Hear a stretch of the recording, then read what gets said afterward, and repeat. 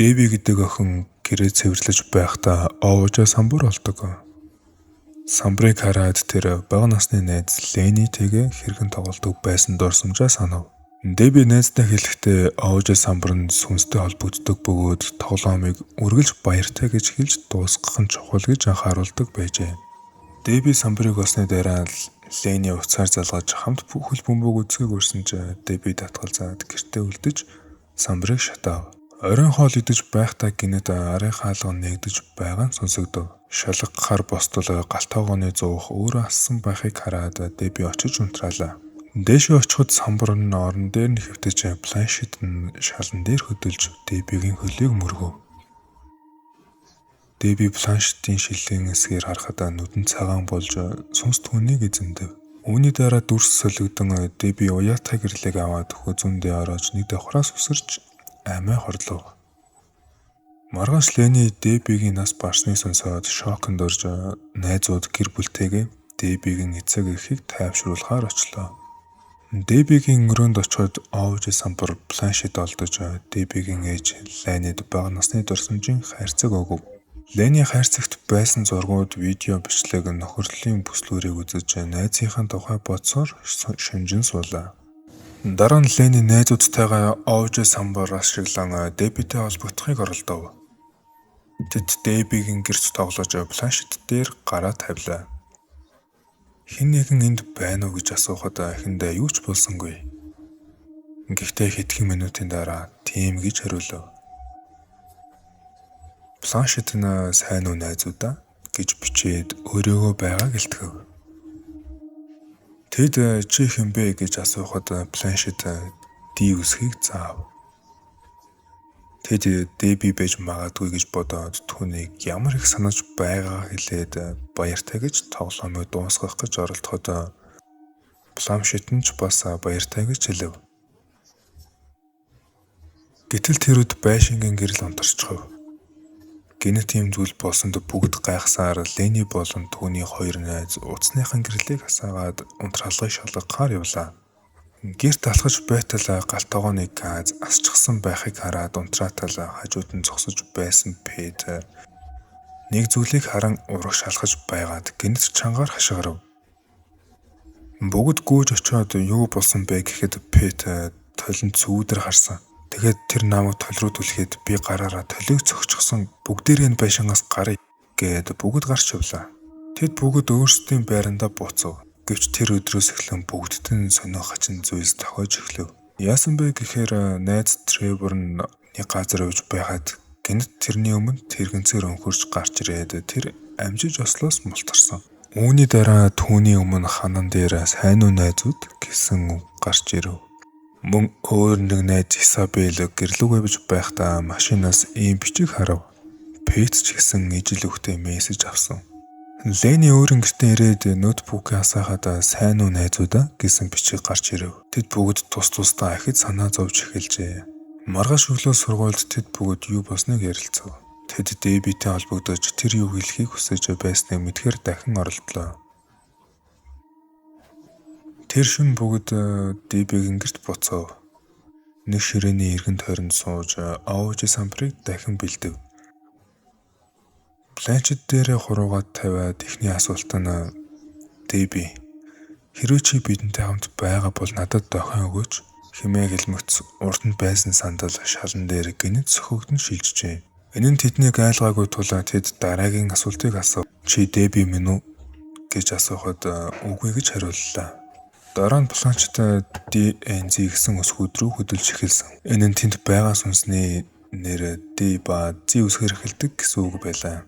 Үүний дараа планшет илүү олон үсэг бичиж мессежийг уншвал зүгт ээж ирж байна гэв. Тэр үгийг хэлмэгц овж самбар агаарт хөвж бүгдээрээ хашгирч гүйжээ. Дараа нь Лени гэртээ буцаж ирэв. Дэби нас барсны түүнд гүн гашуудал авчирсан тул Дэбигийн хуучин бичлэгүүдийг дахин үзэж эхэлсэн. Тэдний нэг бичлэг дээр Дэби овж самбарын тухай ярьж байлаа. Тэр үнэндээ самбар нь Дэбигийнх биш байсан. Тэр гэрийнхэн дээвэрт хадгалагдаж байсан самбарыг олсон бөгөөд өмнө нь тухайн байшингийн эзэмшигчдийнх байсан гэдгийг мэдээд Лений маргааш нь Дебигийн дэвтрийг шалгахаар болов. Тэр үнэхээр сүнснүүд хинтэй холбогдож байгаа. Тэд Дебигийн гэрт амьдарч байсан гэр бүлийнхэнтэй холбоотой эсхийг мэдхийг хүсв. Маргааш нь тэр Дэвидд гарч хуучин эд зүйлс болон гэр бүлийн зургнуудыг оллоо.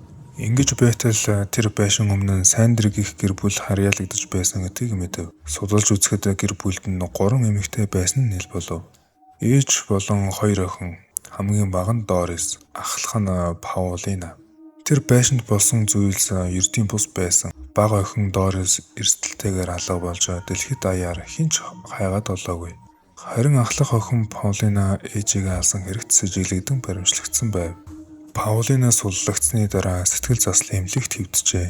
Лений тэгээд өөрөө Паулинатай уулзаж гэрт болсон үнэн мөннийг олж мэдхээр шийдэв. Паулина Ленийд гэр бүлээ ирэхдээ ээжийн сүнснүүдтэй холбогдох сүнслэг зан үйлд их оролцдог байсан.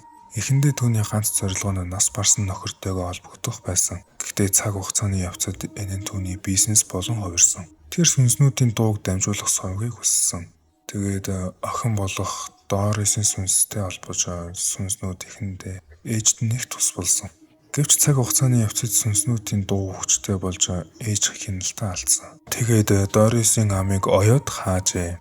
Ингэснээр Дорис юу ч хэлж чадахгүй сүнстэй холбогдож чадхааргүй болсон. Гэвч Дорисын амийг оёх үед бүх зүйл аимшигтайгаар муудаж Дорис гинэт алга болсон. Түүнийг хэн ч олж чадаагүй юм. Паулина Ланид хэлэхдээ Дорист овж самбар ашигласны улмаас холбоо өссөн гэжээ. Магадгүй Лений Дорисын зохицыг олж чадах бөгөөд бусад хүн олж чадаагүй зүйл хийх боломжтой гэж тайлбарлав. Паулина өөрийн байшингийн доод давхрын өрөөнд Дорисын зохицыг байж магадгүй гэж үзв. Паулина Ленид Дорисын сүнсийг чөлөөлөх ганц арга нь зохицыг олж амийг нь тайлах. Ингэснээр Дорисын сүнс чөлөөлөгдөж Лений өөрөө ч нэмшигтэй холбоосоо сална. Лений гэртээ ирээд найз нартаа бүх зүйлийг ярьжээ. Эхэндээ бүгд айж оролцохыг хүссэнгүй. Гэвч эцэст нь Паулинагийн хэлснээр Дорисын зохицыг хайхаар шийдэв. Ленийн эгч Сара болон түүний найзууд Тревор ба Пэт нар Дебигийн байшингийн доод давхарт буужээ. Паулинагийн дурдсан өрөөгөр тэд доош орсон даруйд аимшигтай зүйлс тохиолдож эхэлсэн байв. Ленигээс бусад бүгд рүү дайрч ухан алтлан цогсон байв. Дайрагч нь Дорисын ээж байсан бөгөөд тэрэнд нас барсан байжээ. Лений амьд үлдэж эцэст нь Доригийн цогцыг олж ам нь оёгдсон байсныг харлаа. Лений яралтай Дорисын амийг тайлж түүний ээжийн сүнсийг чөлөөлсөн бөгөөд энэ асуудал шийдэгджээ. Гэвч Лений энэ үйлдэлээр илүү том асуудлыг бий болгосныг анзаарсангүй. Дорисын амийг тайлснаар түүний сүнс илүү хүчтэй болжээ. Маргааш нь Дорис найз Пэтийг нь эзэмдэж амийг нь ойж яг өөрийн шигээ алсан байна. Лений бүхнийг мэдээд Паулинатай уулзав. Паулина энийгэд хэлэхдээ би чамаар тоглосон. Чи охиныг минь чөлөөлсөн. Одоо тэр чам руу аимшиг тарихаар ирж байна. Сэтгэлэн төгссөн Лений эгч Саратайгаа ярилцаж хамтдаа эмээ дээр очиж шийдэл олохоор болов. Тэд эхлээд эмээдээ бүх зүйлийг ярив. Хэрхэн энд бүх зүйл эхэлсэн, одоо хэрхэн сэтгэл зүйн болон амьдралын хувьд авчигдсанаа тайлбарлав. Тэдний амнаас аюулд орсон бөгөөд гарах гарцыг хайж байлаа. Эмээ тайлбарлахдаа Дорис болон овж самбар хоорондоо холбогдсон байсан. Тиймээс хэрвээ тэд Дорисын зохицыг овж самбарын хамт шатаавал бүх холбоо тасарч эцэст нь чөлөөлөгдөх боломжтой гэжээ. Сара Лений Тревор нар тушаалын дагуу энэ бүх асуудлыг шийдэхээр гарлаа. Тэд Дебигийн байшингийн доод давхарт ирээд Дорисын цогцыг овжгийн самбарын хамтаар шатаахаар болов. Гэвч Дорис Треворыг эзэмдэж түүнийг алчсан байв. Үүнийг Лений ба Сара анзаарсангүй. Дараа нь Дорис Сараг авч нэгэн нууц өрөөлөө татав. Яг тэр газарт Дорисыг өмнө нь алсан байжээ. Дорис Сарагийн амийг оёхоор дөхөж байв. Тэр мөчөд Лений нэг санаа олов. Тэр нь овж самбарыг тоглохоор шийджээ. Ингэснээр орчны сүнснүүд татагдан ирнэ гэж мэдэж байсан байв. Тоглоом эхэлмэгт Дорис гарч ирэв. Дорис тоглоомыг зогсоохыг хүсч Бланчтыг гүд баяр хөдлөхөөр оролдов. Лений бүх хүчээрээ эсэргүүцэв. Гэхдээ хүний хүч сүнсний өмнө сулд орой байлаа. Тэгэхэд Дебигийн сүнс Ленийд тусалж Дористай хамт Бланчтыг гүд баяр руу очихоос сэргийлв. Сара тэр мөчөд Дорисын цогцыг 100 руу хийлээ. Тэрнтэй зэрэгцсэн Лений овж самбарыг галт шидэв. Самар болон цогцоо шатаасны дараа Дорисын сүнс энэ ертөнцөөс устгаж тэдний үйл ажиллагаа амжилттай болжээ. Гэвч 3 найзынхаа амийг алдсан тэрээр сэтгэлээр унсан байв. Лени өөрийн өрөөнд ирж Бленчтийг оллоо.